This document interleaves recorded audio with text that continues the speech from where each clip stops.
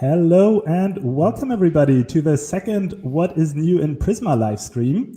This week I'm here with my colleague Daniel because Ryan is on vacation and we want to show you who is working at Prisma anyway. So we'll rotate who's on this panel in the future as well. And so my name is Nicholas Burke. I lead the developer success team here at Prisma. And Daniel, do you quickly want to introduce yourself? Yeah, sure. So I joined this year as a developer advocate at Prisma. And prior to Prisma, I was working about 10 years as a full stack developer, doing a bunch of different things. And my last role did a bit of Ethereum stuff and blockchain stuff. And now I'm back to development tooling. Cool. And what kind of technologies have you been working with in your previous jobs? Like mostly programming languages. Was it JavaScript? Was it maybe other programming languages that you were dipping your toes in, or maybe even using in production? Yeah, so the one most consistently throughout the years was JavaScript, and then a bit of a language called Dlang, also known as just D, and then most recently some Go too. And yeah, that's mostly it.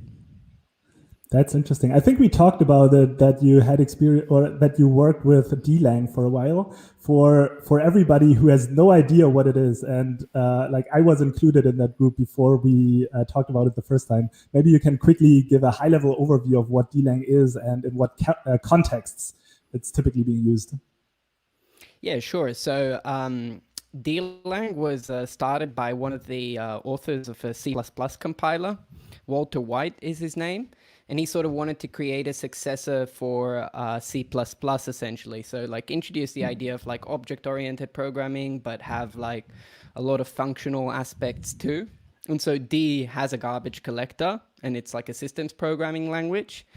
And it never really gained mass popularity, but it was used at Facebook for a while for some internal stuff.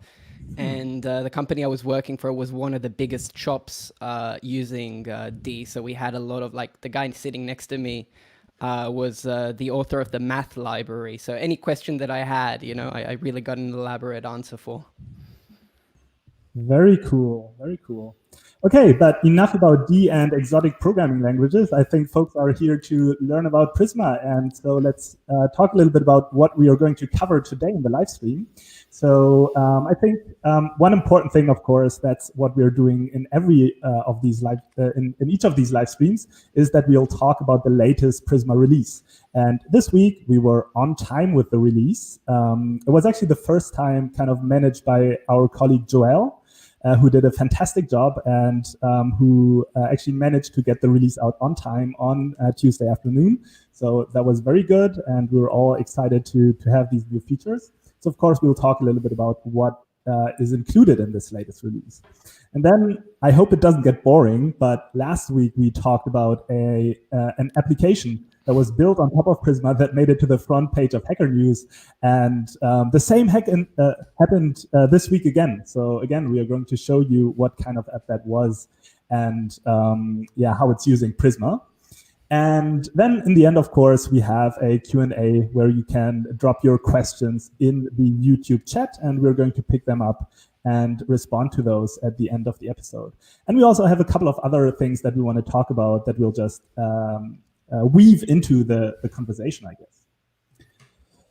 For example, one thing that you might have noticed if you are following what we do here at Prisma is that we had an upgrade webinar last Friday. So that was like a webinar that I held last week because Prisma 1 and Prisma 2 are fairly different, and the upgrade path is actually not that straightforward. But that's why we have been investing a lot into proper documentation as well as tooling that helps you with the upgrade process. And last Friday, I gave a webinar where folks could just watch me go through an example of an upgrade process. And that is now available on YouTube. In fact, I think I'm just going to quickly drop the link to that in the comments. And now you can see where it is. And if you're interested in that, just go ahead and watch it. Did you have any experience with Prisma 1, Daniel? Or like you started here when we were already completely in Prisma 2 mode, right? So your relationship with Prisma 1 is pretty minimal, I guess. Yeah, I remember reading about it about a year prior to joining, and sort of like figuring out the whole GraphQL ecosystem. So familiar a bit with the architecture, but haven't actually used it in an application. Fair enough. Yeah, and one thing that you are working on here, Daniel, is that you are currently hosting a live stream series as well. That's also every 2 weeks, or actually, no, you're trying to do it every week or every 2 weeks. Maybe Every you can other explain week. like Yeah. okay, every other week, where you do a live stream and a blog post. So like, what is all that about, and like, what are you doing there? Right. So I think this started with a Twitter discussion that I started about what aspects of backend development engineers find a bit weird or difficult and confusing. And then there were a lot of really interesting answers. I mean, the usual suspects came up, like authentication, validation, and so on. And I sort of like reflected a bit on, like what we do at Prisma. And it seemed like a lot of folks want to see like real world examples of applications, using a database, and using some of the sort of more modern approaches like type safety, TypeScript. And so we thought, okay, let's do a live stream series and really like get into some more advanced concepts. So the sort of structure of this is that we start with understanding the problem that we're trying to solve. So for this live stream series, we chose like building a backend for like an online courses grading system where you can sort of track your tests, and you have students and teachers, and they can enter the results for the different tests that the students sit. And so we started with the data model, and sort of like migrating the database with Prisma, and sort of creating an actual script to populate the database with data. And in the second one, we talked about building a REST API with that, and then doing validation and integration testing. And in the upcoming one, we're going to talk about authentication and authorization, which is, I think, probably one of the more wrought aspects of backend development. There's so many different standards and patterns. So yeah, we're going to do that. And we're going to actually implement a nice little feature there. We're going to do passwordless login. So this is also known as magic link login. And the idea is that you don't have a password. You just log in with your email, and then you get an email in your inbox, and you sort of use that code in order to authenticate yourself with the API. Very cool. So like one thing I found like really impressive about the like live stream, and also about the blog post that you've written, on which we've also kind of worked on those together, and I provided you feedback. And like one thing I find really nice is that it really goes deep, right? I feel like a lot of the content that we produce, like a lot of the time, is kind of that like getting started path that is not really covering that real world scenario that a lot of developers actually find themselves in. So I really like that this is for change. The kind of content that really dives deep and really tries to unpack all the layers and look at the individual problems that developers are facing in their daily lives really in detail. So like everybody who really wants to learn about like backend development as a whole and understand the different concepts and the different layers, I think this is a perfect place to get started, because in the live stream and also in the blog post, we really take the time to explain things on a fairly fundamental level. One thing I'm not sure if you that. Yeah, I'm not sure if you already mentioned that, but what kind of tools like are you using in the backend? What's the stack? Have you talked about the framework already that you're using? Yeah, I deliberately sort of omitted that because while I might have my own opinions about frameworks and tools, I don't think it really matters. I mean, sure, we're using TypeScript, Prisma, Postgres. For the HTTP framework, we're using Happy.js, that's HAPI, which was developed at Walmart Labs.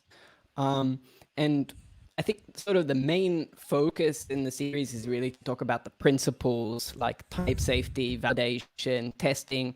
Ultimately, if you're doing all of these practices, you're in a good place, and it doesn't really matter which tool you're using. I mean, of course, you should use tools that are tested and that are reliable, like frameworks, libraries, and so on. But I think there's this idea with in the happy ecosystem, at least, that when quality and performance are in conflict, most frameworks choose wrongly and sacrifice quality for performance. So it might save them, a millisecond, but it will cost you days, in debugging things that go wrong. And so I think, like, as a developer tooling company, that being Prisma, we really care about the ergonomics and sort of the time of the engineers that they put into developing things. And, that's probably the most expensive aspect, because, machines keep getting faster and cheaper, and humans, it's like we're a bit hard to scale, I guess. So it's really targeted at that, and that's what I sort of try to bring into this live stream series. It's not just about using the latest tool on the block, but rather to focus on principles. And the thing with principles is that they're always applicable, that they're almost timeless. I mean, patterns, new strategies and techniques always come up, and it's wonderful to see that, not just Prisma, but in the whole ecosystem. We're really seeing kind of like, I don't know, a Cambrian explosion of so many new ideas, and that's wonderful. But a lot of these new ideas, ultimately, they come down to the same sort of underlying problems that you're trying to solve. Absolutely. I really like that focus, because we talked about that up front and kind of considered, should we do it with GraphQL? Should we do it with REST? And I think, like, with this one, we really wanted to just like talk about these fundamentals, right? These principles. And there, it really isn't that important which API layer you choose. So this case, we just went with Happy.js also to do something different. I mean, we as a company, we are fairly tightly associated with GraphQL, and that still causes a lot of confusion in the community. To the extent that people think that they can only use Prisma when they're building a GraphQL API, which is just not true. So it's also somewhat our way of kind of combating that perception, that common perception that people still have about Prisma, although it might not be 100% accurate. Yeah, it's kind of interesting how, like, in the GraphQL ecosystem, like the sort of database and API layer are often conflated into like this one thing. Even though they're really two separate components, and I'm sure a lot of that comes from the desire of developers to be more productive, and they don't always want to care about everything. You always have, especially if you're a full stack developer, you have so many things to focus on, and like having to worry about an API layer and also a database can be intimidating if you're also building a front end. And so, like, I can see why developers want better abstractions, and I think there are many good abstractions out there. That's right. Cool.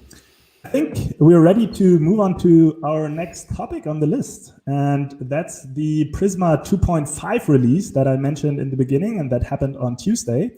So I'll start sharing my screen now to adjust the overlay. There you go. All right, so you can see my screen.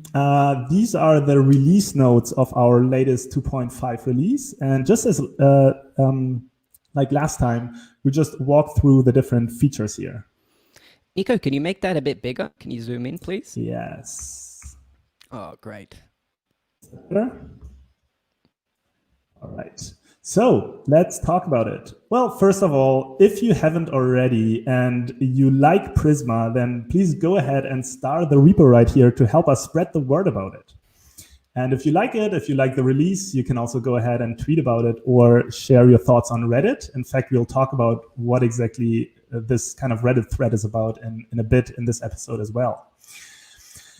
So let's talk about the release and the major improvements. So I think the biggest news that we have for this release is that we were able to promote 3 features that were behind feature flags. So preview features, we're calling them. We were able to promote them into stable because we received a lot of feedback from the community that it actually worked for them and didn't find any major issues. So while so like these features have proven to be reliable in like many applications, so that's why we were able to promote them to production. And these are middlewares, distinct, and the aggregations API. What you can do with middlewares is that you can intercept Prisma client queries to manipulate its parameters and interrogate the results. And I think middlewares are, in general, a fairly common pattern in software software development. Do you have any other kind of examples in mind, Daniel, where like middlewares are used as a fairly common concept that could maybe help our the people who are watching this understand a little bit better what like middlewares are conceptually? Yeah, I mean, the idea for middleware is that it goes sort of in the middle of something, and that can be the middle of any different thing. So in the case of, say, Prisma, middleware is actually, you can sort of use that to provide a function, and then what will happen is that that function will get called every time before a query gets called. And it allows you to sort of like get in between and manipulate that query, or, you know, even measure time. I think there's already some implementations of different ideas with middlewares in the Prisma ecosystem, and then sort of like in HTTP servers, a middleware is, you know, it's kind of like a place where, you know, you have a request coming in and you might want to check whether the user is authenticated, and so middleware is kind of like a hook in between sort of the life cycle of a request, and sort of like lets you pass in any specific functionality that you might be interested in. Yeah, exactly. I think like the example of the HTTP server was indeed kind of the one that I was hinting at. And if people have been using Express, for example, in the past, then you're probably very familiar with the concept of middlewares. And it's very similar in Prisma, except that you're not intercepting an HTTP request, but you're basically intercepting the database query that's sent by Prisma client. But the idea of the middleware is the same as in Express. Another feature that we promoted from the preview into the stable state was distinct querying, or just the distinct keyword. And what that's being used for is that you can remove duplicates from query results. So here we have an example of a query where we are requesting or retrieving a list of users from the database, and there seems to be an attribute or a column in the database on the user table that's called city, and we only want a single user to be returned from, or like per city basically. So we want to filter the duplicates by this attribute here. So in this case, would it be like in the case of, say, having multiple users, say from Berlin, multiple users, say from Mumbai, if you use distinct, basically you're going to get just one result for each one of these cities? Yeah, exactly. All right, then we have aggregations with aggregate.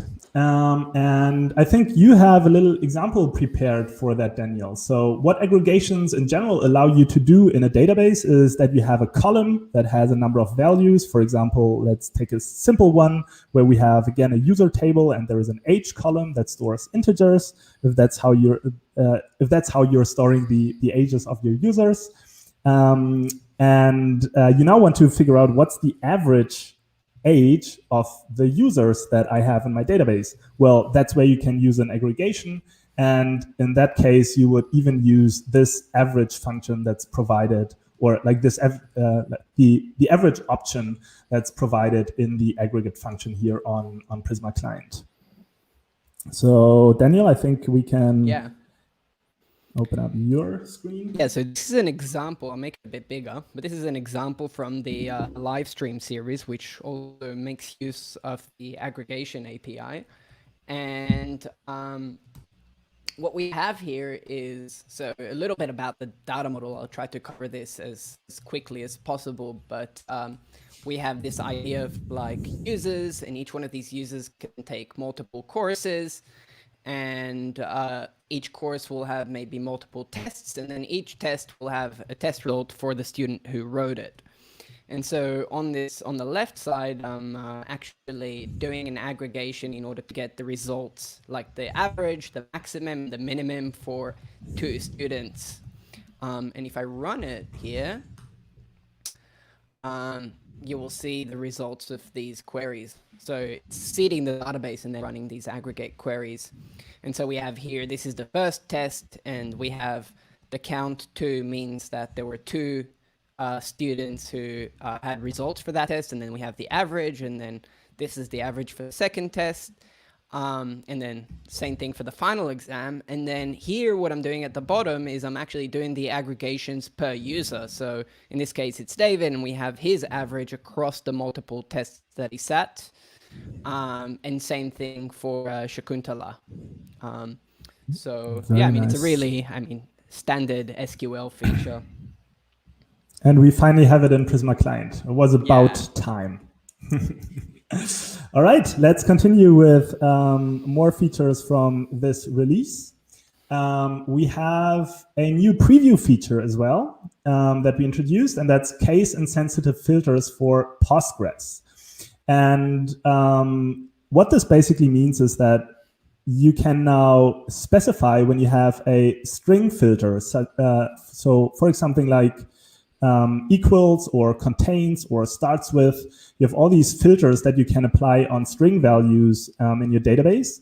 But at the moment, we only do case-sensitive filtering, or we used to do only case-sensitive filtering. And with this new feature, you can now have case-insensitive filters. Let's take a look at an example that we can use to illustrate this. So here I have prepared a little script example that's just like a simple main function where we have a Prisma client call. In fact, I'm just using the standard kind of post user data model right here. And I'm currently still on version 2.4. So before we introduced the preview flag.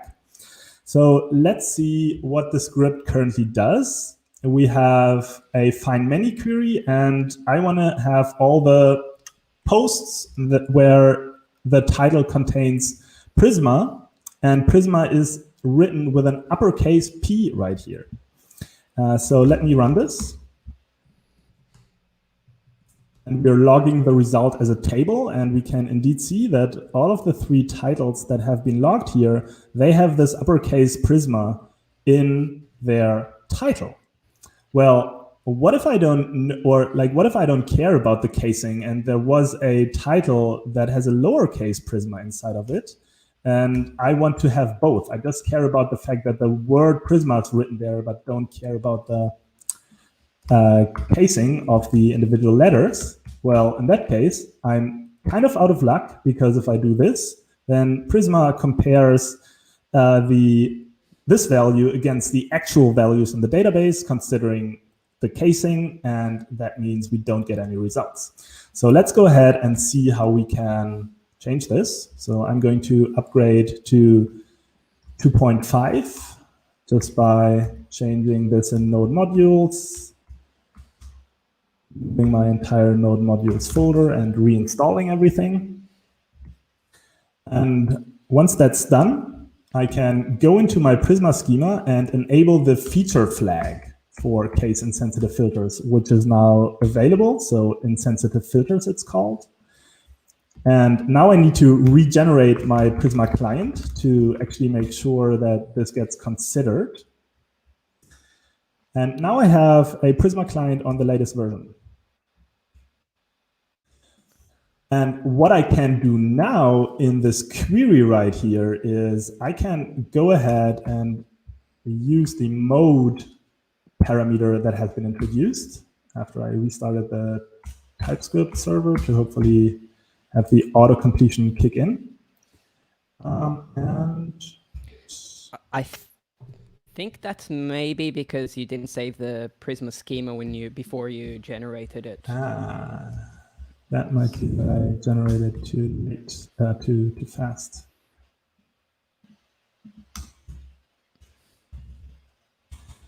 Let's restart the TypeScript server again.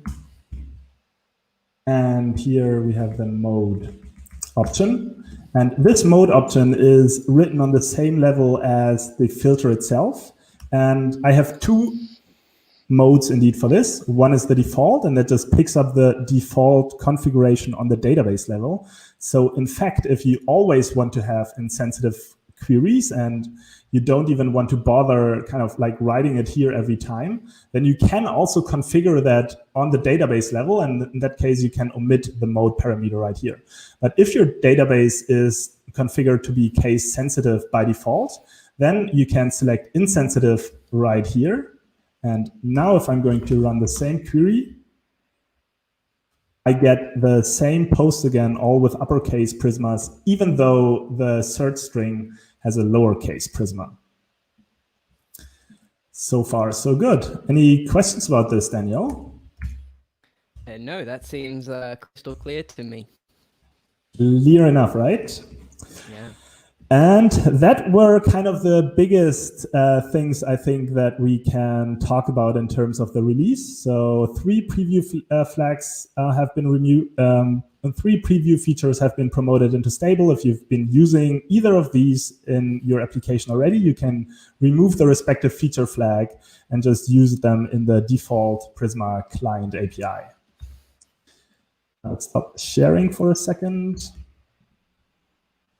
And we can go on to the next topic. Let me see what we had planned next.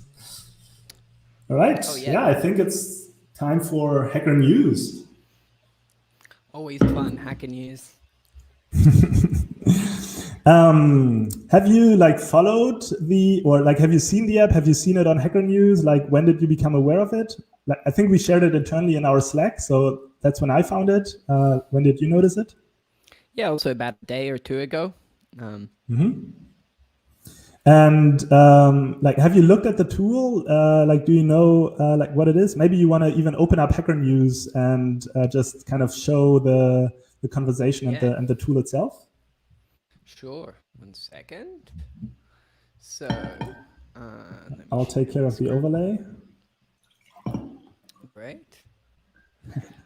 Yeah, so the name of the tool is Umami, and essentially it's a self-hosted open source alternative to Google. We can see yours. Yeah, there you go. Sorry. I'll make it a bit bigger. And so there's it's a really nice application. If you actually look at the live demo, it's been really well executed with nice animations and so on. Obviously, the moment I saw that it has it's using Prisma under the hood, so I looked a bit into the code base, and in fact it's using Next.js. And essentially what they did here is, so here we have the Prisma, and these are like the Prisma schemas for this. And essentially what they did is they built a full stack application, and there's a whole API layer that was built also with Next.js, and there's authentication. So I think it's also a really interesting project just by the choice of different tools that it's using. But I think it's really well executed. Yeah, it looks super polished, and it just seems like a very nice and kind of lightweight alternative to Google Analytics, right? I mean, when you sign up for Google Analytics, it's like, if you're a first-time user, it's very hard to kind of figure out what is where, what are the important metrics that I actually care about. And I think with this tool, you kind of have a lightweight way of tracking the metrics that you really care about as kind of an individual developer, or even as a small team or as a small company, where you don't need all of that big feature set that Google Analytics can offer, right? So it's just like a lightweight alternative. It's storing in a relational database, so you can just go in there and shoot some SQL queries, which many developers are already familiar with. So I think that's also an added advantage. Or you can use the Prisma client with the Aggregate API, or just the UI really. But I think this is really slick. It's been missing in the ecosystem for a while. Yeah, absolutely. And that's, I think, even another benefit, that you kind of host it yourself, and you have complete ownership of all the data, right? Because you're just connecting it to your own database. And so you have full control over anything that happens to the data, which is always nice.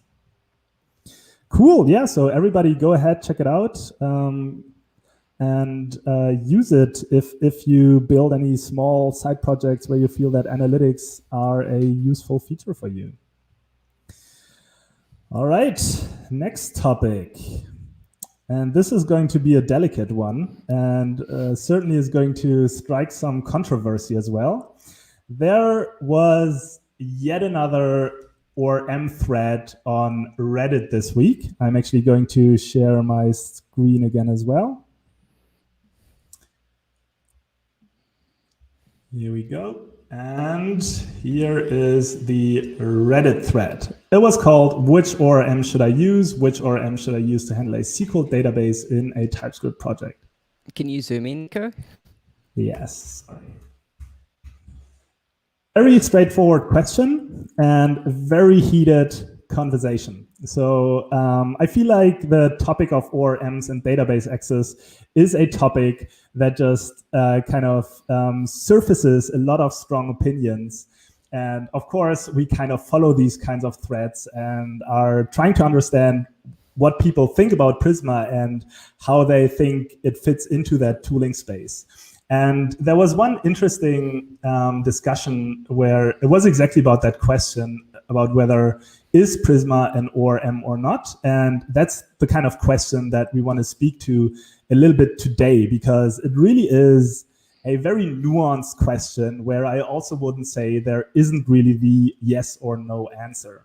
And I actually want to scroll to an answer that I gave to somebody who claimed with a very strong opinion that Prisma is not an ORM. And the answer that I gave, I quickly just want to read it to kind of point out the main points of it. When defining an ORM in the broadest and most literal sense as I have data in a relational database and I read it into objects in my programming language, well, then in that case, of course, Prisma is an ORM because it does exactly that.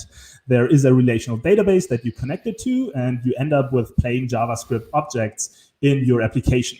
So in that sense, I would absolutely agree it is an ORM. It performs an object relational mapping. However, if we look a little bit closer, then this also means that pretty much any tool that retrieves data from a relational database into an object-oriented language is an ORM.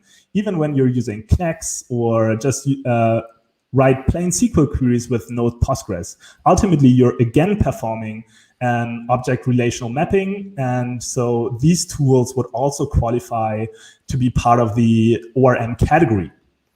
However, from my perspective, most developers have a different understanding of what ORMs actually are.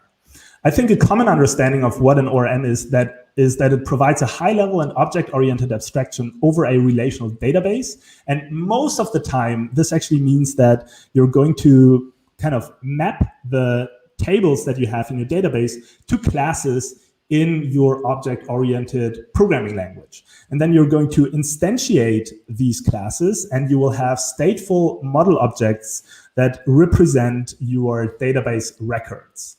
And that's really the key here. I think these two defining characteristics, that you're defining tables in terms of classes and that you're working with stateful model objects, are somewhat characteristics that you find in most major object relational mappers that are out there, no matter kind of the language. If you look at Hibernate, if you look at SQL Alchemy, if you look at Active Record, I think this is a pattern that most of these ORMs do have in common. So that's why we kind of do not see Prisma to fall into that category, because, well, there are no classes when you work with Prisma. You define your models in a fairly abstract way in the Prisma schema, and then you generate what we call a query builder, because ultimately what you end up doing, you formulate your queries with Prisma client, and then you obtain plain JavaScript objects that are also fully typed. So that's why we tend to rather think of Prisma, and especially Prisma client, in terms of a query builder. And we then think that the query builder is part of this database toolkit that Prisma is in the first place. So there is a lot of kind of nuance and also ambiguity in that discussion. And I just want to emphasize that we are not religious about the term. So if you feel that it helps you better understand that you qualify Prisma as an ORM, then we're the last people to actually put that into question, because we want to help you understand what Prisma is, how it works, and what its benefits are. So if you qualify it as an ORM and it helps you and your friends to understand it better, then you can share that with the world. We don't really care about that. What are your thoughts on that conversation, Daniel? Do you have any strong opinions on what an ORM is and what it's not? This sort of brings me back to, I think, one of the first tasks that I had at Prisma when I joined, which was writing the docs article about is Prisma an ORM?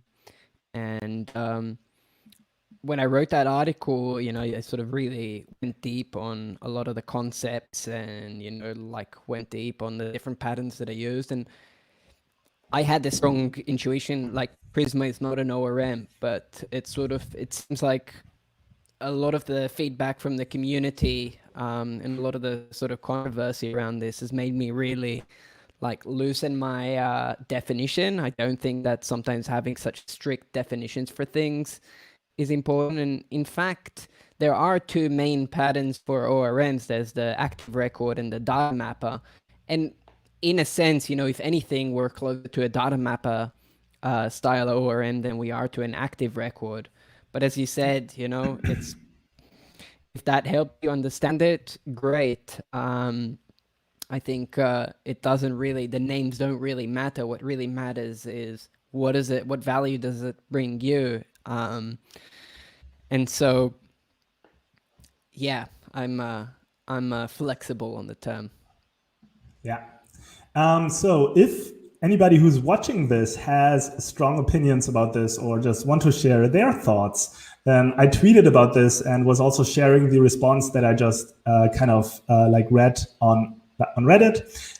Chime in on Twitter, or even better, if you have anything to say about your experience with Prisma, then chime into this Reddit thread and share your honest experience. What did you like? What didn't you like? And what did you get out of using it? I think this is always super valuable for other developers to understand better what kind of tools they should be using in their projects.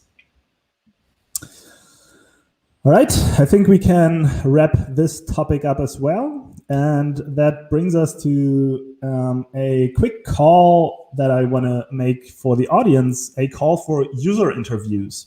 Our product team, and in particular our VP of product, Hervé, is super keen on talking to users, talking to everybody who's curious about the database tooling space and evaluating the choices. So whether or not you actually have used Prisma already, or maybe you just started looking into it recently, or you've been using it since the Prisma 1 days and now are using Prisma 2, whatever your kind of stance is on that, you're more than welcome to book a slot with Hervé and share your perspectives on what you think Prisma is, how it fits in, when you would use it, what its benefits are, and all of the kind of questions that a VP of product would actually ask you. The way how to do that is by just booking a slot on the Calendly. Why can't I copy I'll this share a from link in the comments. In the comments. I think that's probably the easiest. And I also now managed to copy something to my clipboard. So that's what it looks like. We have a Calendly set up. And if you're curious to talk to us and share your thoughts, then just go ahead and book a slot there. All right, 38 minutes so far. Yeah, any thoughts, Daniel? Now we have the Q&A, right? We have a lot of questions coming in the comments. Right. Yeah, do you want to go ahead and pick the first one? Yeah, so first question that we had is from Theo Gregor. He asked if there's anything on subscriptions. So perhaps you want to take this one, Niko? Yeah, of course. Subscriptions are an interesting topic. And I mean, the question, I think, comes from that expectation from Prisma 1, where we had kind of a GraphQL API that we exposed to developers. And part of that GraphQL API was a real-time component in the form of GraphQL subscriptions. However, with Prisma 2, we are not in the same position anymore, right? First of all, we are API independent, so we don't really care anymore whether you're building a GraphQL API or a REST API on top. So it's very unlikely, actually, that in Prisma, we'll build support for GraphQL subscriptions itself, because that would mean that we are building the product in a way that it favors a specific use case, a specific application that we expect people to build with it. And that is not the case. We really don't care about what people are building with Prisma. And that's why I think it's unlikely to get full-on subscription support in Prisma eventually. However, of course, there is another component to this question, and that's just the real-time aspect of it. Because a lot of people need a real-time interface to their database to receive updates in their application code when data has changed in their database. And I think that's probably what this question is rather hinting at, kind of what's the plan for a real-time story with Prisma. And we do plan to implement an event engine eventually in the same way that we have a query engine, a migration engine. Our current idea for realizing this is building an event engine that kind of takes exactly that approach of kind of monitoring the data in the database and being able to push updates into your application whenever something changes that you have subscribed to in the application. That's kind of the plan, but to be quite frank, this is fairly far down the road, I believe. If, for example, you look at our current public roadmap, I don't think that this is even mentioned anywhere. So actually, I'm checking that right now just to make sure that I'm not missing anything. But real-time or event doesn't have any results on the roadmap.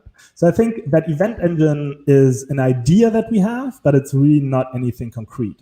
However, of course, you can already go and implement subscriptions with Prisma Client today, even without that real-time component that Prisma is going to offer eventually.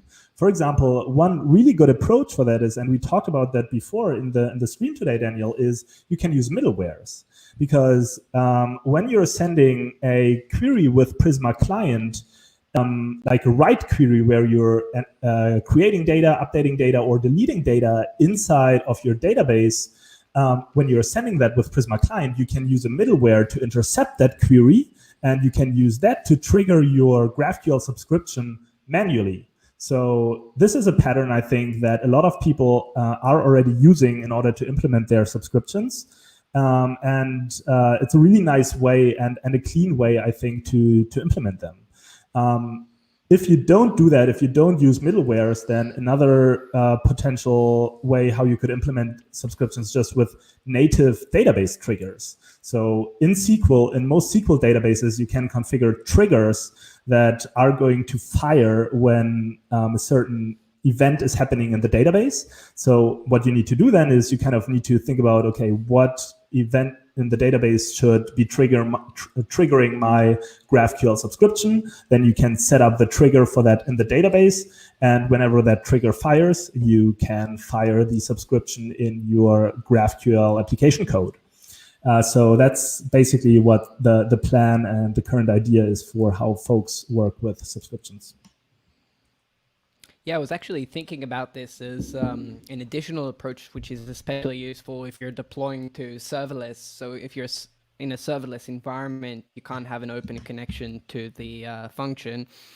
And so one of the alternatives is using a technology like Pusher, which you can essentially send events to. So you can implement it in your middleware, you know, all the stuff that you want, real-time functionality. And then every time it happens, like every time a user record or a post record is created in your database, you catch that in the middleware, and then you send that to Pusher, and then I think your client can just connect to Pusher directly. And so that's not in the context of GraphQL, but I mean, it's a similar idea. Yeah, exactly. Like there are a couple of these tools and services that will help you with these kind of event-based use cases that you have in your applications. All right, let's pick the next one. Maybe the one from Steve here asking about, can distinct specify the first last duplicate to send back? I don't think so. At least I'm not aware of how you would be doing it. Maybe by the order, if you also pass like an order by or so. But this sounds like a valid feature. And if this is currently not achievable, then Steve, please go ahead and create a feature request in our main Prisma repo. Do you have any thoughts on this? Do you know if this is possible, Daniel? No, but I mean, I think generally, so when you use distinct, you usually just get the field back, the column, that you're running the distinct on. So in SQL, you wouldn't get the other the fields. And so the fact that we return the whole sort of row when you use distinct is really coincidental rather than like a feature, so to say. True. And so I can't really, I'd be interested to hear what the use case for this is. Yeah, fair enough. All right, let's maybe pick two more questions here and then slowly wrap up.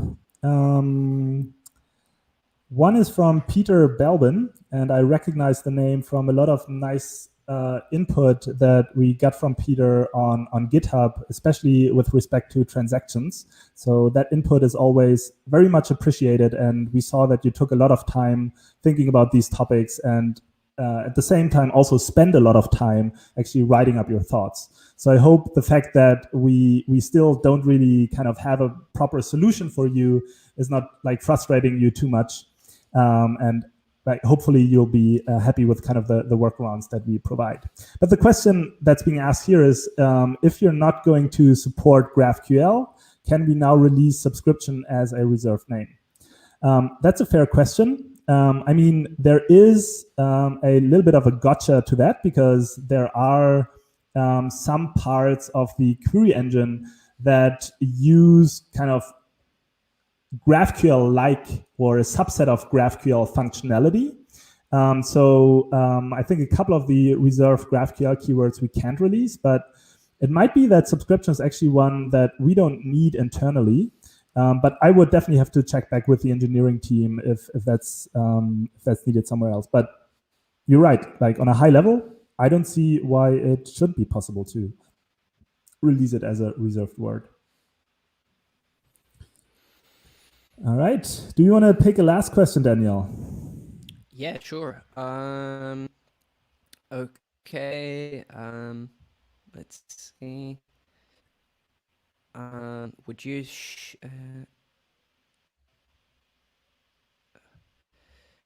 let's see. Oh yeah, Prisma works with MySQL or Postgres. Which one of them will have better performance and compatibility? Yeah, I think the idea there is, to support both of them. So in terms of compatibility, there's obviously small differences between the two, but the idea is to support both of them. And in fact, there is work being done now on native data types. And so the idea is to implement this in a way that allows it to use both of them.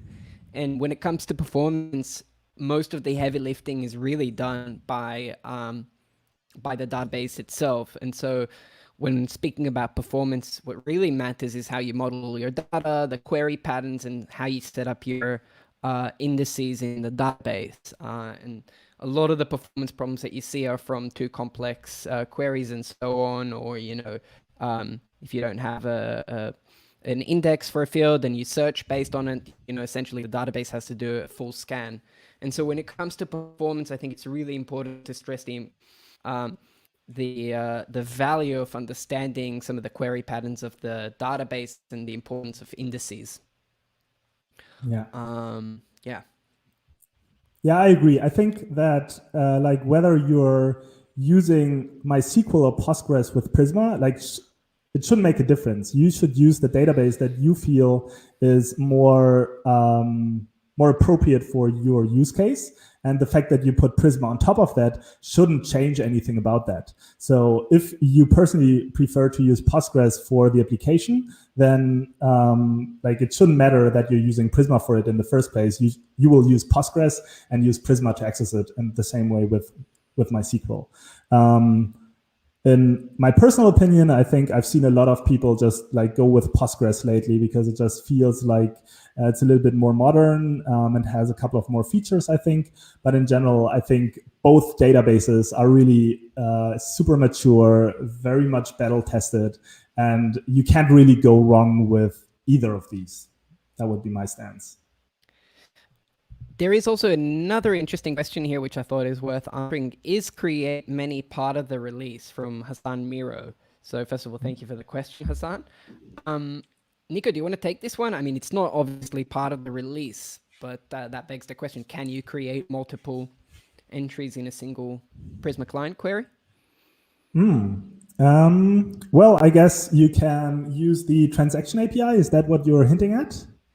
Or that is one option. Yeah, I mean, just wanted to hear your thoughts. So like for sure, like create many is not part of the release, and we don't have a way in the Prisma client API to create multiple records at once at the moment. I'm not even sure. We probably have a feature request for that open, I would assume. If not, Hassan, like by all means, go in and create that feature request if it's important for you. And if it already exists, then leave a thumbs up on it, and ideally just like write a quick comment for what your use case is, because that helps us better understand the needs of our users and prioritize these features. If a lot of people now jump into that issue, it certainly becomes more relevant for us, and our product team will look at it in more detail, and we'll be able to prioritize it. But for now, it is possible, obviously, to use the transaction API if you want to compose a bunch of create requests into a single transaction. Exactly. So for example, you could, like whatever technique you want to use there, you can create a lot of like create queries that you're not yet awaiting. So just you basically like create the promise, and like you could create those in a loop, for example. Just like you find a loop with where you create 100 of these promises, you put all of them into an array, and then you pass that array to the transaction API, and they'll all be executed at once. So that might be a technique that you can apply. All right, I think we are getting to the end, Daniel. Is there anything that you still want to mention at this point, or do you think we're ready to wrap up? Ready to wrap up. Maybe mention a word. There was another question. I feel like, give the crowd an answer. So Paul McBride asked, what is the timeline of making migration stable? If it's not soon, what do you recommend to use in the meantime? And so, Paul, there's a lot of work being done. It's one of the core focuses of the engineering team, and expect to see something very soon. There is already like a preview. I think there's a preview channel where you can work with the product team, who's the team that's focused on this, in terms of like providing feedback and so on. But we don't have a concrete date, but this is something that is very actively being worked on right now. Yep. And it's obviously also in the roadmap. And so what would you recommend to use in the meantime? I guess it depends on the use case, but I think plain old SQL migrations are a very reliable approach. And then in terms of running them, there's so many different tools out there that do this. They don't even have to be Node.js specific, really. So yeah, I don't have a concrete suggestion to make, but I have used like Next migrations, and that was great, but that's obviously not pure SQL. But yeah, I'll be sure to share some more. Yeah, and to like illuminate a little bit what we are planning with Migrate and how and when we want to release it. So we are currently kind of planning to first release a beta version of Prisma Migrate in the same way that we released a first beta of Prisma Client already back in March, and then released everything for production for general availability in June, 3 months later. So that's the same plan that we have with Migrate. So what you'll find here on the roadmap in the planned column is the Migrate beta that we are working on, and then at a later stage, of course, the Migrate general availability release. And if you want to map these columns to concrete timeframes, really, you can check out the more details right here, and that'll give a good good explanation of these different columns. And the planned columns, if we look at it, the time horizon for that is somewhere between 3 to 6 months. So that's when you can basically expect the first beta of Prisma migrate to be available. We're doing our best. We are working on it. We are always seeking feedback. So if you're keen on using this, then for sure, come into Slack, help us out with your feedback, try it out in the early version. That helps us to speed up the development process for all of that. For wrapping up, I wanna wrap up with like a shameless plug. I recently was on a podcast and I just saw on Twitter that it got released. So that's the React podcast, where I was talking to Michael Chan, who is a super nice guy. I really enjoyed the conversation a whole lot with him. And we really were talking about Prisma as a company, the entire journey we went through since the GraphQL days, and of course, how and like where we ended up now with Prisma 2. So if you're interested in that, then check out the podcast. I think it's about 1 hour, so a nice listen maybe on a commute or on a bike, wherever you listen to podcasts. All right, ready to wrap up, Daniel? Yeah, thank you so much for doing this. This was really fun. Yeah, and thanks everybody for tuning in, and see you in 2 weeks. All right, all the best. Bye.